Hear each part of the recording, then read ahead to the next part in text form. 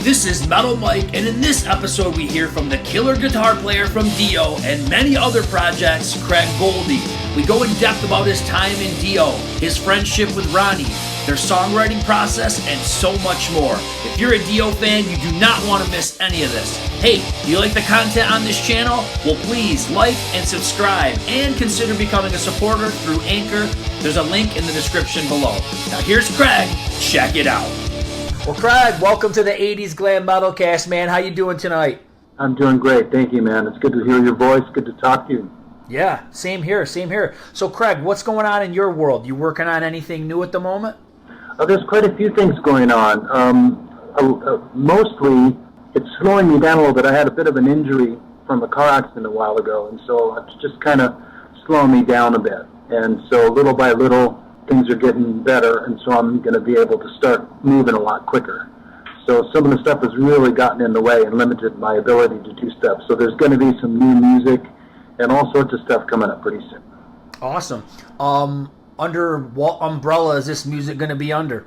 Well, that's another thing. I'm currently working some things out because it's going to be stuff. It's all going to be different than I've done before. When do you expect to release this material? Well, that also depends on how quickly I recover.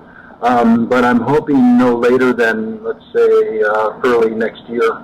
Cool. Now, when you say different, like, can you elaborate a little bit? Like a different style of music than you usually play? A little bit of it. It won't be. I won't be under contract with somebody else. Okay. That basically cares but doesn't care. God bless God bless everybody that I've worked with before, and not necessarily members, because everybody I've worked with as far as writing, recording, playing, have all been great. The Frontiers have been great. Everybody's been great. But right now, I just need a little bit more freedom to do some stuff. Not necessarily that it's going to be a solo thing, because I can do a lot of stuff on my own, but I prefer to collaborate. I just don't want to be under contract to the point where it's just, eating off of the crumbs that fall off of other people's tables while I'm being pressured to finish. Yeah, that makes sense, man, and that sounds cool. So I'm looking forward to hear it. Well, thank you. Yeah, me too. Well, one thing that came out that was new was Resurrection King, Skygazer. That was your second album, and that came out over the summer. It's got Vinny Appice, Chaz West. It was great metal that's got a DIO vibe to it. What can you tell us about it? Well, that was in the making for a while. There was a few things that got in the way, but ultimately, what I've found is that when life forces me down a path that I don't prefer, once the dust settles and I'm able to look back and connect the dots, I actually find myself in a place better than originally planned for. Mm-hmm. So even though the second album took a little while longer than it should have, it came out better than it would have, if not for the delay. It's always those things that the unwelcome guests, delays, pain, right? Obstacles, problems, but most of the times it's like a big sifter. There's so many times in my life I can look back and connect the dots and actually say out loud, with all conviction, I'm glad that bad thing happened. Yeah. There's so many good things. If that didn't fall apart, then this thing never would have happened, and it's so much better than this is so much better than that would have been. So I just have learned to just kind of try, at least I'm trying to kind of just go as, take it as it goes. Yeah. So this album, Skygazer, took a while for it to come out, but I think it's a worthy, like sometimes movies, the part two is never as good as the original movie. So this one is a pretty good part two. Definitely, man. And there's some great tracks on there. Like when I listen to like a track like World's on Fire, a riff like that, is very reminiscent of DIO. And when you write a riff like that, do you think of him? Like sometimes you think of, geez, Ronnie would have, what would Ronnie have done on a riff like this? Does that come to your mind? A lot of times. Fortunately and unfortunately, that particular riff I didn't write. That's one of the things I like about the Resurrection Kings project, because I don't write everything. Okay. And it's a collaborative from top to bottom. You know, you have to get songs approved by the label. Some songs you don't write at all. Sometimes you do. Sometimes we rewrite some stuff. Some songs I wrote by myself. Sometimes I collaborate. Some songs, you know, me and Vinny were actually able to write, you know, where he'd send me a groove, and as soon as I hear him play drums, all of a sudden an idea would spark, and so we got a couple of songs like that on there. So there was some really good, you know, things like that. So, you know, it was, now I forget the original question. well, let's go back to it. So, okay, so maybe that song might not be the greatest example, but there's got to be riffs that you've written. That wasn't my riff. Wasn't my riff. Sorry. But you probably have written riffs where you'd say, like, wow, this is a total Dio riff. I could totally picture Ronnie doing this on it. Sometimes like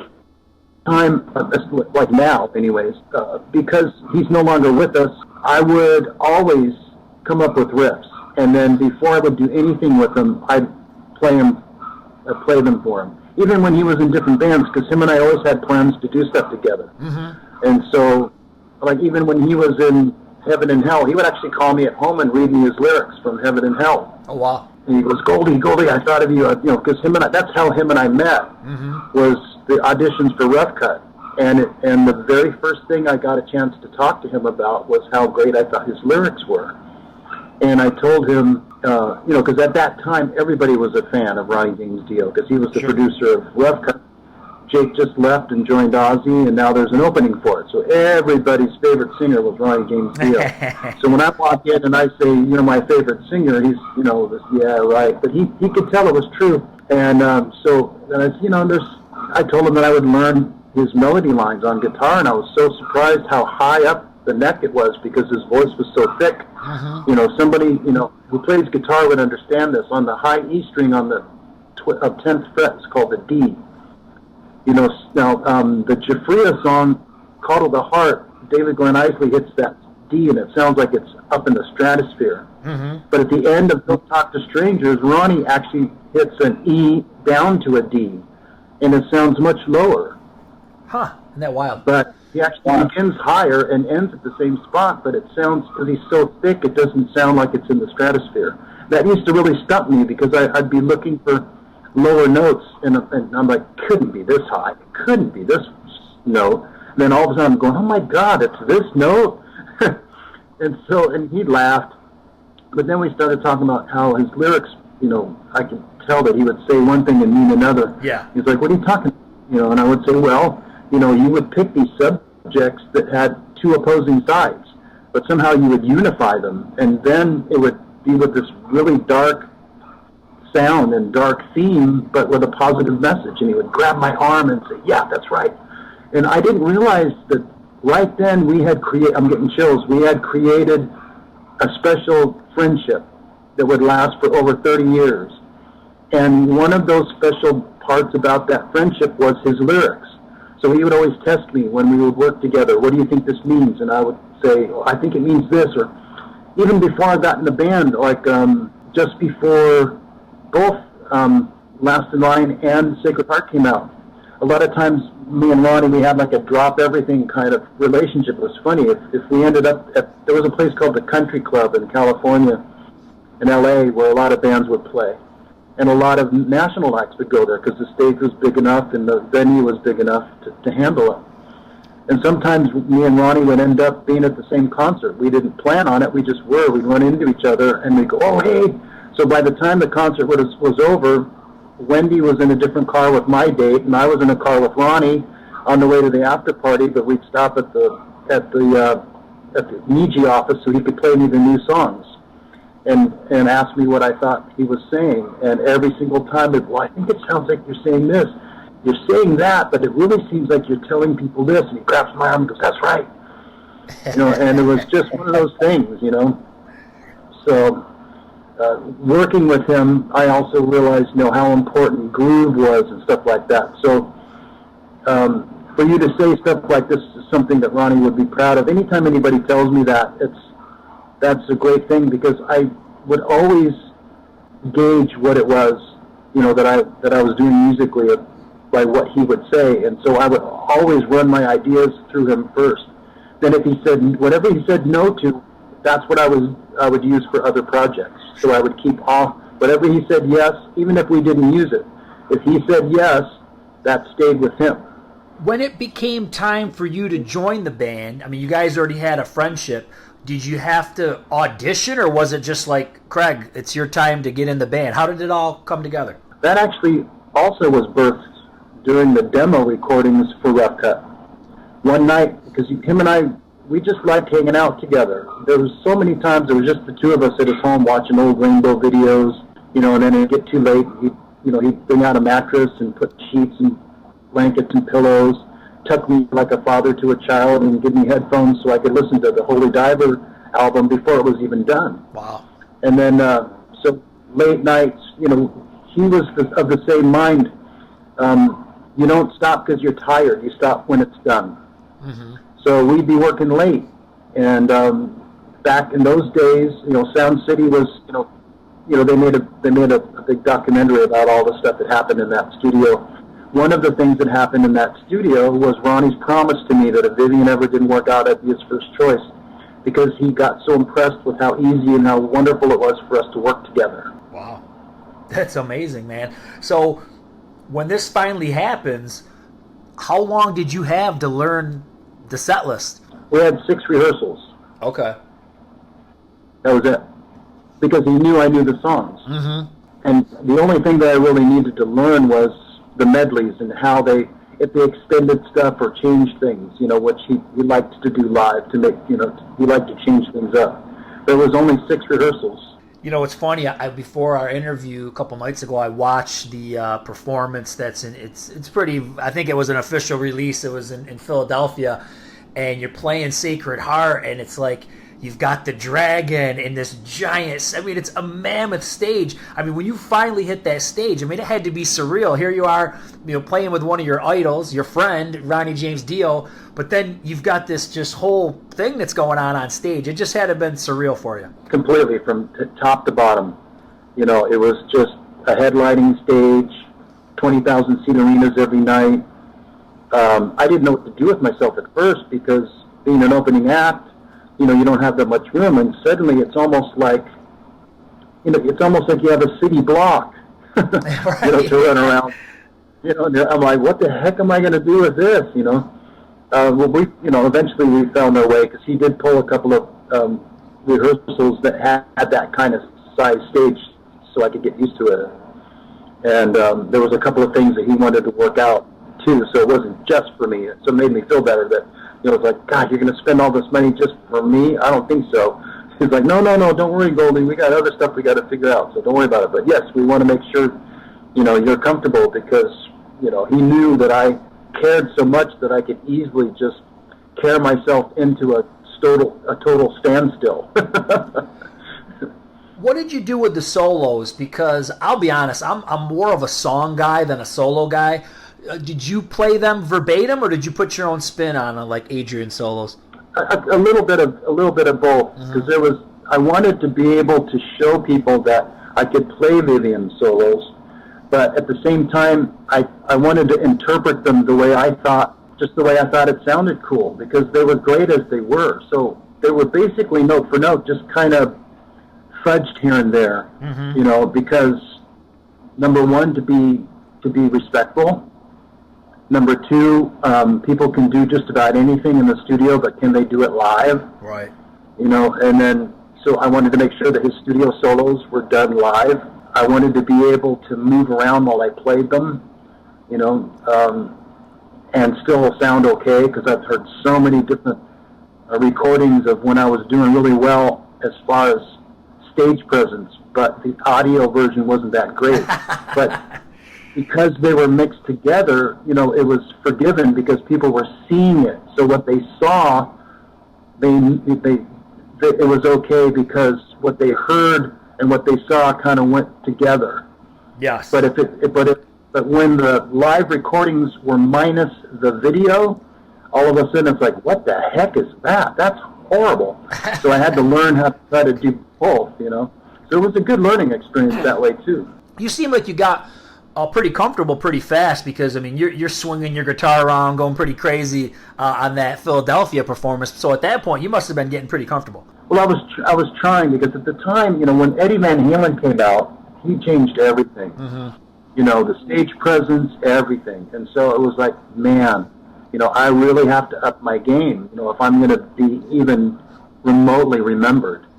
And like you said, it was a dream come true being in that band and with that stage and that 18-foot fire-breathing dragon and lasers and explosions. It's crazy. So, hey, I got to ask you, did the dragon ever malfunction? Yes. In fact, the night we recorded the video, they had to dub in the fire because for some reason it wasn't working that night. No, it wasn't that. Oh, the fire marshal wouldn't let us use it that night. Oh. Every concert, the fire marshal would come in and have to see, how it would work. And sometimes it would work perfectly, and other times it would kind of fall out like lava, and the stage was covered with a carpet. So sometimes while I was on stage, I actually had to stomp the fire out while I'm playing. So it was one of those. It was one of those. The fire marshal said we couldn't use it, but it was a real fire-breathing dragon. I mean, even though they had to overdub it for that concert, it was only because we were told we couldn't use it, not because it didn't actually do its job. I mean, there's lots of people out there, through the years that were actually at concerts where that fire came out, and I mean, it was real and it was hot. And of course, in that video and many videos for Dio after that, I mean, you're playing BC Rich's. Was that your acts of choice in the 80s? Yeah, because at first I wanted to also try to come up with, a different type of looking guitar. And that started when I was in Jafria, because Greg, we had an investor at the time before we got a record deal, and Greg said, pick out a guitar. And I was in Guitar Center, and I looked up and I saw this purple Warlock on the wall, and I said, what is that? And that was it, And it took a while to get those things to sound right. And then when they finally did, they stopped making them out of wood. So we had to, I don't know why they did that. You would think that, cork board and wood, aren't the same. Right. Everybody should know that, Yeah, I think most people that talk about the Warlocks is they like the look better than the sound, and then maybe in the studio they wouldn't use a Warlock; they'd use something else. Well, in the beginning, it was great because Bernie Rico, he would meet with his artists. Him and I became friends. He was a great guy. I'd come up to the warehouse where they would make them and store them and ship them out, and we'd hang out and talk, and and he made them out of the Ronnie did a great thing for me. He owned the building right next door to the Guitar Center at one point. Mm-hmm. Before it was all that whole bit was Guitar Center there on Hollywood. And so we would use it as rehearsals.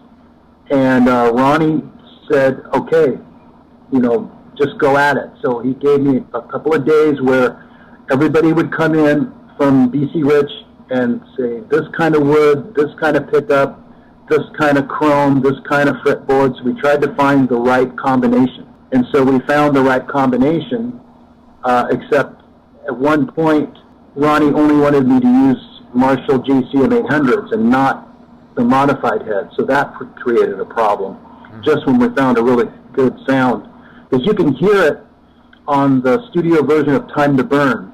That very first beginning thing, there's chunks on the A string. It's just one single chunk, but it sounds percussive. It's chunk, chunk, chunk instead of fa, fa, fa. Mm-hmm. And I couldn't get anything but a fa out of a Marshall head that wasn't modified. So that created a very big stumbling block. But eventually, Magica, and from that point on, at least Magica, I was able to pick, the studio version of Time to Burn and Magica, I was able to pick my own amp. The other ones, Ronnie was picking for me. Gotcha. When you talk about studio work, so obviously you get done with the Sacred Heart tour and you guys do Dream Evil. Being that you'd known him for a long time, was this natural to go and start writing together, or was it intimidating? What were you feeling? Well, the very first time we wrote, like it, was that Time to Burn, and it was in the studio, so it was pretty quick. And him and I had worked together in Rough Cut, where we had to write stuff together because certain parts weren't working. Mm-hmm. So we knew that we could write together, but a full album was a different story. So he came to me and said, oh, and by the way, going back to the BC Rich thing real quick, that's how we finally found out how we made a Warlock sound good, is we discovered the right combination. Mm-hmm. Just in case that got, but when I rejoined the band just prior to the Master of the Moon album, I was using Warlocks again, and those are the ones that came with like corkboard or something, and it was, I couldn't get a sound out of them. Yep. Crazy. Sorry. No problem. The Warlocks sound good, but it was you had to have a special thing with them. But this, as far as writing with Ronnie, he said, this is how we do things. Him and Jimmy would work together first, then they would bring in Viv, and then they would bring in the rest of the band. And he said, so I advise you to just come up with as many ideas as you can while me and Jimmy work together. And I said, fine. So apparently at that time, Jimmy was kind of upset because he was real close with Viv, and he was just kind of bummed out a little bit. Sure. So Ronnie called me one day and says, I guess Jimmy's really not into this right now. So you're up, kid. And by that time, I had stored up like 136 ideas. So him and I just went through our cassettes. Back then we used cassettes, and we just picked all the cool song ideas we liked. The trouble was narrowing them down to 9. That was the trouble. Mm-hmm. It seems like the vibe of Rainbow is kind of coming out more than previous albums. And I know, obviously, you were a big fan of Rainbow. Was that you bringing that out, or was it Ronnie saying, hey, let's kind of revisit some of these riffs? So where did that come from? I think it was a little bit of both. At first, it was because that's just where I was coming from. It was more of a Blackmore, like the Blackmore school of guitar. Sure. And that which came with understanding how he worked with Ronnie as a vocalist. So we automatically knew how to fit. And then Ronnie was saying, okay, well, all right, let's do this, because it didn't, to him, that was part of his history. And so he could have easily said, no, you don't, Goldy. No more Blackmore stuff in DIO. We're not doing Blackmore stuff in DIO. He liked it because it just was reminiscent of. It wasn't like, a lot of people say, oh, Men on the Silver Mountain was ripped off. That's how they came up with Dream Evil. Well, in a way, it's not a rip-off. I mean, Richie Blackmore even, he admits to him ripping off a lot of songs. One of them was Burn. It was his grandma's favorite band, was playing a song called Fascinating Rhythm, and that's where the riff Burn came from. It was from an old, big band song called Fascinating Rhythm. And so he just kind of turned it into a heavy metal riff, so it's not like, but it's note for note. But what I wanted to do is, I thought the riff for Men on the Silver Mountain was so cool, I just thought I would try to surprise Ronnie with one of my own. Mm-hmm. And when he heard that riff, he goes, now that's a riff. He goes, that's my kind of riff. He goes, I've always wanted to have a Man on the Silver Mountain of my own. And so we just said, hey, let's do it, Yeah, that was one I had written down. Like Dream Evil definitely has a bit of that vibe, and I think Overlove does as well. The whole album has a bit of a Blackmore feel, Rainbow feel to it, and that's why there's a keyboard solo in there too. Mm-hmm. And I remember Ronnie looking at me going, "Are you sure about this, Goldy?" Yeah, that was really cool, because when Claude came up with that keyboard solo, it was like, yeah. Then Ronnie was like, yeah, okay, let's do this, because that was going to be our first epic that we ever wrote together. Was All the Fools Sailed Away. And so Ronnie wanted to make sure that nothing slipped in that he didn't approve of. So it was, I really had, they talk about pick your battles, because I was the new guy, and, here I am trying to set DIO precedent, for the keyboard solo. But because we were friends and because he knew where it was coming from, it had nothing to do with self-glorification. It had to do with, learning from him that the song will tell you what it needs. And if you listen to the song, it'll tell you what it needs. And I learned that from him. Mm-hmm. One of the greatest things of all was where, people often write a song, and then when they're listening back, they stop and go, okay, we need something here. And they write for something for there. And then they move on from there instead of going back to the beginning. That's where a lot of people go wrong, because they're writing from that point on with the wrong momentum built up. They got to go back to the beginning and wait till you get to that spot. And then if that new part works, you keep it. If not, you go back to the beginning until the song will tell you what it needs, but you don't move on any further until you go back to the beginning. And then you keep going until you're at the end. And it's a very tedious process. But thank God for those 136 ideas. No, that's an interesting point of view. I like that. And, I was going to say the singles on this album are some of Dio's best, in my opinion. I think Could Have Been a Dreamer and All the Fools Sailed Away are just amazing tunes, amazing singles. Thank you, man. I appreciate that. After the tour of this album, you're not in the band, until you come back there around Magica. Why were you out of the band? Well, someday I'll tell that story. Okay. It's not, I'll tell you what it wasn't. It wasn't because, hey, thanks, Ronnie, I'm out of here. Mm-hmm. That was not it at all. Mm-hmm. I had no intentions of leaving whatsoever. And something happened, but we stayed friends and we got over it, and that's why he asked me back. Gotcha. And but at some point I'll tell that story. But the reason why I say at some point is because it's something that needs to be told when I know, not that I can't trust you or anything, it's just that I need to be able to tell it a certain way, because I know what I did wrong and I know what I did right, and I know what he did wrong and I know what he did right. So It's not going to be taking pot shots at a dead man.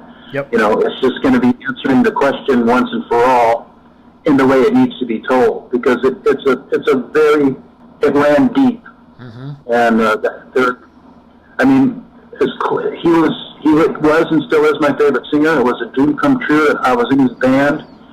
We had an album out. We had a hit song. The tour was going great. So what in the world could possibly make me leave? Mm-hmm. And it was, especially when I had no plans of leaving whatsoever. Mm-hmm. So yeah, it's a mystery to most fans, but it's definitely not because I thought, oh, I'm going to do a solo album. I'm great. Look at me, everybody. Right. No, that's no problem, man. And so while you're out of the band, are you keeping up with what he's doing? So, what did you think of Lock Up the Wolves? Yeah, I liked all that stuff. I thought Rowan was amazing. Mm-hmm. In fact, I was a little jealous because, I know that he said to me for the second album, he's going to let me go a little bit more wild because he knows what I'm capable of, and he felt like he was holding me back. And I was like, no, I didn't think you held me back. Maybe the choice of amps, could have been better. Right. As we were working on the second album when it all occurred. Sure. It was just, but now I understand it. He was, most of it comes back to, he was keeping me in learning mode. There was a day a while back ago, right in front of his best friend during one of our rehearsals. He turned to me and he said, Goldy, I want to pass the torch on to you, kid. And me and his best friend looked at each other and we were like, whoa, do you know what that means? I go, yeah. And I really knew what it meant, but not fully until even now, what he really meant by that. He was teaching me. He wasn't letting me fly. Mm-hmm. Rowan had it all together. Doug had it all together. Tracy G, like I said in my comments on your interview with him, mm-hmm. he brought a whole new world mm-hmm. to DIO. Mm-hmm. Every guitar player. Rowan was amazing. Doug was amazing. And they all had their own sound and they all had their own way right then and there. But with me, Ronnie saw something, I guess,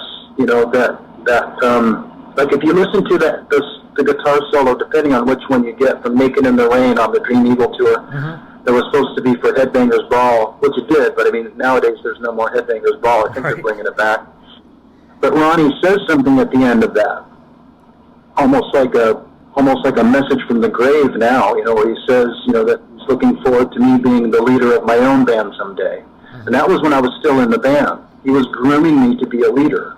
And so for me being in DIO, being groomed for a leader meant a totally different set of circumstances than me being the guitar player who is meant to follow. That's very cool. You brought up the video of Tracy G. We'll get the listeners kind of on board with what we're talking about. So I had a video clip out there that said that, basically that Tracy G was offered a rhythm player role when you were coming back in the band, and he just said he couldn't do it because he wasn't a Craig Goldy fan. That's kind of the gist of what he was saying, right? So it's kind of clickbaitish, Craig. I'm sorry, but No. Tell the story. Yeah, tell the truth. Yeah, what's your side of the story? Because so he looks at it as one way, and he told it one way. Do you tell it the same way? Well, what I wrote in the comment section was true. I mean, there was a little more to it, but I wanted to keep it flattering, but keep it true. Because at one point, Ronnie did actually think that having a 2-guitar band would be kind of cool, and he by no means meant that Tracy was going to be second guitar and a rhythm only. No way. I know Ronnie. He wouldn't have said, dude, you're second to Craig. He wouldn't have put it that way because it wasn't that way. It didn't matter even if the record company wanted it to be that way, Ronnie would have said yes to them, but it wouldn't have come out that way. The record wouldn't have come out that way because, like I said, Tracy would have done what Tracy does best. He writes in solos. He's a great writer. I mean, the guy comes up with stuff that is just like out of this world, and a lot of the fans liked that stuff, but some people were getting, they were tired of the sound effects. They wanted the Stargazer solo like it is on the album. And people were starting to miss that. They wanted to have it both ways. They wanted Ronnie to do something different, but they also wanted him to do something the same. Right. So it was like, Ronnie was stuck in a hard place, so he says, let's bring Craig back, but I don't want to lose what I've got with Tracy, is basically what he's trying to say. And I love what Tracy brought to the band. I was jealous what Rowan and Doug and them brought to the band because they were doing all sorts of cool stuff that I wanted to get into. That Ronnie said no, and now I know why he said no. But that's neither here nor there when it comes to this decision that was really up to Tracy. He was not offered a rhythm guitar player second to Craig gig, no matter what he says. If he says that, it's because maybe he heard it wrong, misunderstood it, or was told something different from somebody else. But that was not the deal. So basically, what you're saying is you are a Tracy G fan, is what you're saying. Oh, big time, big time. And I can understand it, because and I understand why some people think badly of me, because unfortunately there's so many videos out there when Ronnie was doing smaller gigs. And even when we were opening up for like Alice Cooper and opening up for Iron Maiden, the promoters would provide the backline because we didn't have the same budget before where we could bring our own gear with us. So I didn't have the kind of guitar processor that I needed. That if didn't matter what amp I got, I would be able to make it sound good because I just run it through the clean channel. A lot of guys had that. It was kind of a hit and miss because it had to be a worldwide thing, because if they saw it in your carry-on, they might actually tell you you can't get on the plane with it because they don't understand what the hell it is, the electronics of it. Sure. That was before 9/11. Right. And so it was just weird, So it was really a gamble. So we'd show up at these gigs with a fucking just 5 stacks of Marshalls, a wall of Marshalls, and it looked so impressive, but it was cheap. They got it real cheap, and it sounded like shit. So when you have a Warlock that's made out of fucking corkboard, that they send you like just 2 days before you go out on tour, but you find an amp that you can make it sound good, but that amp isn't on, they decided to save money and not provide you with that amp, it sounds like shit. And there's times when if I had heard Craig Goldy for the first time with that sound and that performance, I would think Craig Goldy sucks too. But there's other stuff out there where I actually have the guitar and the amp that I chose, and I sound good. But there's just too many hit and misses out there. Where, if you type in Doug, you're gonna every fucking video that pops up is gonna sound good. You type in Tracy G, you type in Rowan, you type in Richie Blackmore, you type in Tuna Iommi, you type in Yngwie Malmsteen, George Lynch. No matter who you type in, every single fucking video is gonna sound good, unless it's just poorly recorded on a cell phone. Right. But for me, it's hit and miss, and that's the part that really chaps my ass because I was not in control. Right. If I was in more control, I would have not gone on until they got me the right amp. And then I would have had then it would have been no problem. So we get past Strange Highways and we get past Angry Machines. So you're back for Magica. Is the thought process like we're going to bring back kind of the classic Dio sound that people remember? Yes. And I just got through doing a solo album where we strung the whole album together like the Pink Floyd Dark Side of the Moon album. So Ronnie wanted to do that with Magica. Because since I learned how to do it, we were able to do it in a digital format. So him and I actually were writing the in-between parts too, as well as the songs. And we were writing as he was writing the story, because the story really wasn't finished yet. But Ronnie wanted to do a concept album way back. I remember after the Dream Evil tour, it was just Ronnie and I again at one of his favorite Indian restaurants. We were sitting there talking, and he said he wants to do a concept album. And I think he wanted to do that for album number 2. The follow-up to Dream Evil. That's how long he's been wanting to do one. Yeah, and I think he's a perfect artist to do one with the kind of subject matter that he covers and the kind of music that he does. I think it fits perfect for a concept. Especially with that kind of mind, the mind he has and the things he comes up with and the way he sees the world and the way he twists and turns things around, is just something, he's the first and last of his kind. Yeah.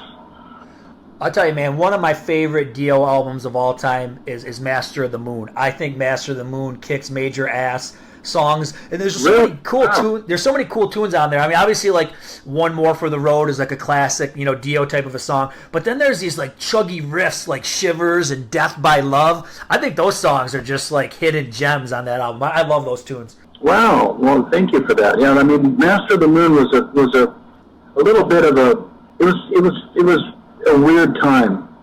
It was definitely a weird time, and once again, the amp and the guitar that I wanted to use was a no. So we actually had to use borrowed amps and borrowed guitars, of which the guitars that were given the okay did not have a locking system on them. So I literally had to tune every 45 minutes for the whole entire album. I could only play 45 minutes before the guitar would go out of tune, and I'd have to sit there for another 20 minutes until that fucker would get in tune. And I'd play for another 45 minutes, and I'd have to stop. It fucking sucked. Oh, my God. Big time.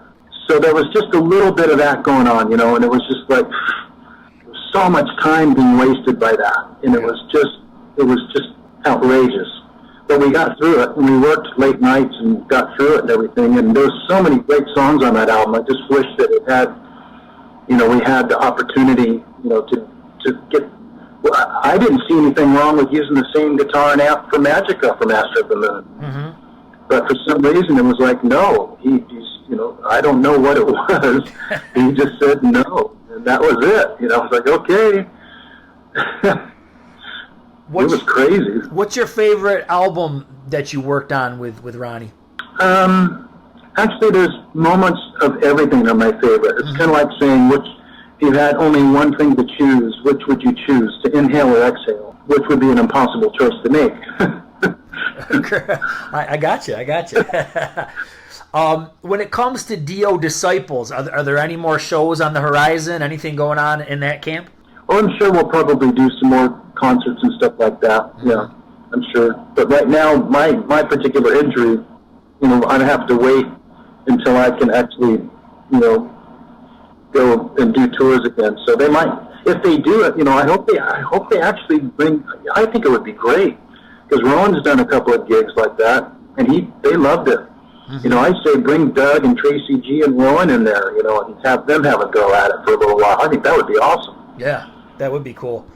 Well, when you think back to Ronnie, what's the thing you miss most about him? I'll tell you a story. Stop me if you've heard it. I call it the tuna fish sandwich story. Have you ever heard this one? Never heard it. Okay, this will tell you the heart and the mind of Ronnie James Dio. This is what I miss, the heart, the most. When I first joined Rough Cut, I was homeless. I was living in a car to avoid the beatings and the surgeries and stitches from my family. And so when I joined Rough Cut, I was still homeless. So I would go from apartment to apartment every other week and live on the couch of the bass player, and the next week live on the couch of the drummer.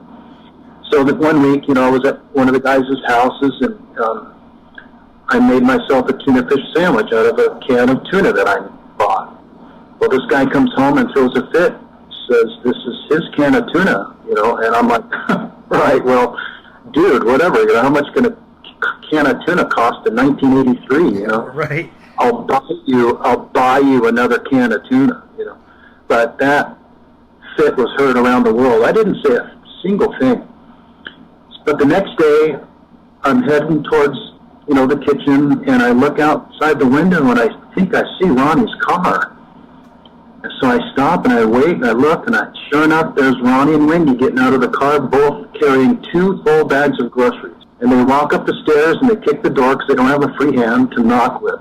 I open up the door, they storm in, and they slam the bags of groceries on the table, and they yelling at the guy. They say, "These are for Craig. Leave them alone." And they stormed out as fast as they stormed in to go back to continue with the Holy Diver recordings. They stopped the Holy Diver recordings to go to the grocery store to pick out 4 bags of groceries worth of specific items for me for over a can of tuna. Wow. From me. Now, if that doesn't change you inside, nothing will. Right. Wow, man, that's a cool story. And he did stuff like that all the time for his fans and people in his band. And I mean, he did that that was just who he was. That wasn't just a one-off thing. I wish it was, Right. Because that would make me more special than everybody else. But I'm not, because he loved everybody like that. I'm special in my own way. We all have our own thing. Yep. But Ronnie just had that kind of heart. He knew how to make everybody feel like they were the only ones that mattered. The thing I miss the most is when we worked together like that. Mm-hmm. After the concert, on the way to the meet and greets, that was my favorite time. Because we would walk in together, and we would ignore the Playboy centerfold-looking girls and go straight to the fat, ugly ones and kiss them and hug them like they were long-lost sisters. That's Sit awesome. and talk to them and treat them like $1 million because they were the ones who always got overlooked. Yep.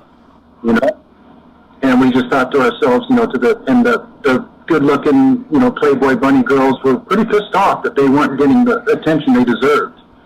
At one point, one of us, at some point, would say, either it would be me or Ronnie, at one point, they would get so irate that we'd turn to them and say, no, nothing against Poison or Motley Crue. We just said, hey, don't worry, don't get so upset. Motley Crue and Poison are on their way, and you'll get the attention you think you deserve. But right now, these girls right here are more important to us right now than feeding your ego. You're beautiful on the outside, but just by the actions that you take and what you show right now, you're ugly on the inside. And I'm sorry to have to tell you that. So we're going to treat the person who's nice, and that's this person right here. We're sorry. You can stay if you like, but or change your attitude. One of the two, because that's what that was about. Was that he was the voice of the downtrodden, the black sheep of the globe, the secretly hurting. So when these people came to the concerts, they were getting away from their hidden secret of pain. They were catapulted into a new dimension, a whole different universe, a whole different world. And so for that amount of time, they forgot all about what it was like to be them, because they were a part of something bigger for a while. They see us on stage and they think, wow, those guys are cool looking rock stars, I want to meet them. But when they met us, it's not a rock star that they got. Because some people who had the backstage passes to meet Ronnie, it was like the the golden ticket for, Charlie and the Chocolate Factory.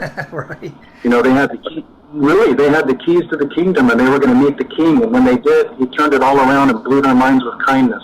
Mm-hmm. Can I get you anything? Can I do anything for you? And they were just like blown away. They're like, one minute they're like in total worship of this man, and the next minute they're like, he wants to make me a sandwich. How do I respond to this? He wants to fix me dinner. He wants to get me a drink. I don't know how to handle that. He would just blow their mind with kindness. Because back in those days, you've seen the spreads, where they have all the things, with the little fire underneath, and you open up the lid, and there's like a fucking big giant vat of chicken, and another vat of mashed potatoes, another vat of beans, and rice, and corn, and bread, and, drinks, and what it was like back then. Yeah. So when he says, hey, can I get you anything, that really meant something, because one night's worth of stuff could feed like a family of 20 for like 4 months. That's awesome, man. It's cool because what you're saying, it's like, it's kind of, you use, and you're just kidding, but you use Poison and Motley Crue as an example, but there wasn't a lot of depth coming out of people, you know what I mean? It was a lot of shallowness, and that just shows a lot of character and a lot of depth, what you're telling me. Yeah, and I like Motley Crue and Poison. Those guys were nice guys. There was nothing wrong with them. I'm just saying that, hey, it's not their fault that they have good-looking girls that come to their concerts, and it's not their fault that they're attracted to them. So if they give the pretty girls attention, that's just a no-brainer. Mm-hmm. However, there's more to it than that for us. But it doesn't mean that those guys lack substance, because Nikki Sixx is probably one of the most smartest, kindest guys out there. He's just not known for it, I guess. Yeah. Oh, definitely. Yeah, no, there's no doubt that he's a smart dude. There's no doubt about it. But I get your point, but I understand what you mean. Yeah. At least at that time, that was what they were putting out there. There you go. At least at that time, it wasn't a stretch to say those things. That's right. Real quick, Giuffria, we didn't talk a lot about that. I'll be honest, I never knew a lot about Giuffria. I got into music probably about 86, so that's like I said, prime time for me, getting Dream Evil and going from there, like the mid 80s. So, but strangely enough, years later, I got into Angel pretty big. I'm a big Kiss fan, love Angel as well. And when you were in Giuffria, was it ever going to be called Angel? Because I've read some rumors that he thought about calling it Angel at first. Yes, actually, I still have the magazine from that, where it was actually called Angel. Mm-hmm. It was Reformation of Angel. And then, the record company didn't want to do that. And I think there was even some pushback from the other band members. Okay. And like a bunch of idiots, we all went along with Dave Isley said, well, let's just call it Giuffria. And we all just went, oh, okay, not knowing, because after that album went and did as well as it did, God bless Greg. I love him. We've been talking lately, and we became friends there for a while again. But he pissed off the record company, and we almost got dropped off the label. And so he was actually gonna get kicked out of his own band. No kidding. But the two managers of the band, one was an album promoter, one was a record promoter. And so the record promoter and I were close, and he came over to me and he says, well, you can do whatever you want, but just remember, if you kick anybody out of the band, you're starting all over. And I'm like, what? Because it doesn't matter if you have a hit song, doesn't matter what you did. As soon as you come up with a new name and a new lineup, you're starting all over from scratch. I'm like, wow. So Dave was kind of like, Greg's right-hand man, and Greg was like putting Dave in a tough spot because Dave liked some of my ideas and wanted to use them for the second album, and Greg was not digging on that. Mm-hmm. So luckily, I got asked to do the Hearing Aid project, where I saw Tommy Aldridge and Rudy Sarzo, and they were at the time forming a band together. And at the time they had somebody, but I just said, just keep me in mind. And sure enough, I got the call, and I was off out of Giuffria and working with Tommy Aldridge and Rudy Sarzo. But Giuffria was a good album. It was known for that ballad, but there is some pretty good rock songs on there. Yeah, and it's definitely different than Dio, obviously. Definitely. And I understand that's why a lot of Dio fans were like going, dude, where's this guy coming from? You know, I mean, Jafria, you know, they thought I was a total pussy, you know, walking into an MMA match. You know, this guy's going to get his ass whipped, you know. This guy's got no business being here, but they didn't know what was inside me. They didn't know what started the whole thing. Richie Blackmore started the whole thing. And Ronnie James Dio was just, you know, like the fucking fuel that, I mean, he's the one that started that. When you go back to the first Rainbow album and you listen to the way he says higher and fire at the end of 16th Century Greensleeves, that's where the heavy metal voice started. Nobody had that tone, but suddenly everybody wanted that tone. Go back and listen to 16th Century Greensleeves, and at the very end of the song where he's saying, hang 'em higher, put 'em in the fire, the way he says higher and fire, that started it all. And then with Richie Blackmore and him together, and then when you listen to songs like Lonely is the Word from the first Black Sabbath album, it's like, dude, where did this guy come from? And so when that happened, it was like, that became such a big part of me, and nobody knew that coming from Jafria, that was what my favorite type of stuff. It was almost like, I don't put myself in the same arena as Bruce Lee, but it's just as silly. Bruce Lee was Kato on the Green Hornet episodes of Batman. Yeah. You know, you got to start somewhere. So that was my Kato. Jafria was my Kato. Yes, and then you're full on Bruce Lee when you get into Dio. I got you. Trying to get in the minds of their head, you know, in their heads, like, what the hell is Kato doing in Dio? Like you just said, you know, this is not the Green Hornet. You know, what the fuck? You know, but eventually people got it. You know, and it's just the way it is. It's just like Ronnie got flipped off when he joined when he joined Sabbath, because people loved Ozzy. Yep. People actually hated Ronnie. I almost got into fights with people. Me and Ronnie would go out to bars together, just hang out and have a couple of beers and talk, and I'd hear somebody grumbling under their breath about Ozzy rules and Dio sucks, and I was ready to fucking put their face in the fucking cement. And Ronnie's like, Goldy, stop, don't do it. It's not worth it. Let him go. But they're saying stuff about you. I go, it's okay. Don't worry about it. Just let it go. Let him go. Like, okay. I just, you know, and then I got a taste of my own medicine, you know, because people hated me, you know, but other people liked me. It was one of those things. Yeah, and once again, for me, you know, it's all relative to when you get into it. Like I said, when I got into music, and, you know, strangely enough, people will probably scream at their phone or iPad when they listen to this, but I wasn't very familiar with the first couple Dio albums. You know what I mean? They missed my radar. I think Sacred Heart might have been the first one I ever bought, and then Dream Evil was the next one I bought. So I probably didn't get into those first Dio albums until later on. You know what I mean? And it happened with a lot of bands. You know, right. It's all all relative when you get into music. You know, you're watching MTV, what you saw at that point, and it's just kind of the way it works. You know. Yep, you're right about that. Well, hey, brother, it's been awesome talking with you. I appreciate all the stories. It's been a great conversation. Anything you want to say to your fans out there in closing? Well, just that dreams come true. When a pure heart makes a wish and leaves no stone unturned, something magical will happen regardless of what you believe. And that's the whole key, is leaving no stone unturned. Because there's people out there that have a gift, and they deserve to operate at their fullest potential and be satisfied with their life. In fact, everybody deserves to be able to operate at their fullest potential and be able to be satisfied with their lives. And so some people have it and some people don't. You know, some people are meant to be the next Eddie Van Halen and some people aren't.